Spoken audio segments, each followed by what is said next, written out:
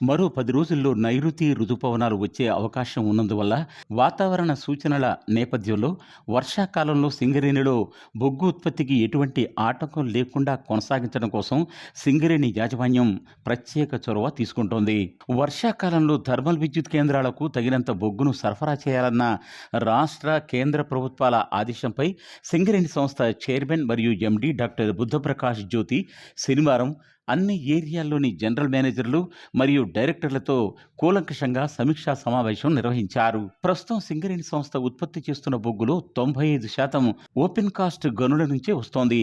భారీ వర్షాలు కురిసినప్పుడు open cast గనుల్లో నీరు నిలువ ఉండి ఉత్పత్తికి ఆటంకం కలుగుతూ ఉంటుంది. అయితే నీటిని బయటకు తోడి ఉత్పత్తిని కొనసాగించేందుకు సింగరేణి సంస్థ ఇప్పటికే అన్ని ఓపెన్ కాస్ట్ గనుల్లో 100కు పైగా భారీ పంపుల్ని, మోటార్లను ఏర్పాటు చేసింది. వీటి ద్వారా నీటిని తోడి బయటకు పంపిస్తున్నారు. అయితే భారీ వర్షాల వల్ల నీటి పరిమాణం మరింతగా పెరిగే అవకాశం ఉంది కాబట్టి కంపెనీ పంపులతో పాటు కొన్ని ప్రైవేటు పంపులను కూడా ఏర్పాటు చేసి ఓవర్ బర్డెన్ మరియు బొగ్గు బెంచీల వద్ద నీరు నిలవలేకుండా చూడాలని, హాల్ రోడ్లను పటిష్టపరుచుకోవాలని సంస్థ చైర్మన్ మరియు ఎండీ డాక్టర్ బుద్ధప్రకాష్ జ్యోతి ఏరియాల జీఎంలను ఆదేశించారు. తగినన్ని పంపులు సమకూర్చుకునేందుకు అన్ని ఏర్పాట్లు చేసుకోవాలన్నారు. వర్షాకాలం ప్రారంభమయ్యే నాటికి వీలైనంత ఎక్కువ బొగ్గును ఉత్పత్తి చేయాలని ఆయన స్పష్టం చేశారు.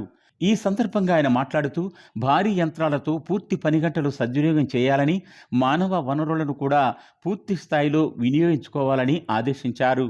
ఈ సమావేశంలో సంస్థ డైరెక్టర్లు, director operations Shri L V Suryanarayana, director projects and planning Shri K Venkateswarlu, director personnel మరియు finance Shri Gautam Putru, director E&M Shri M Tirumala Rao, executive director coal movement Shri B Venkanna, GM coordination మరియు మార్కెటింగ్ శ్రీ టి శ్రీనివాస్ తదితరులు పాల్గొన్నారు.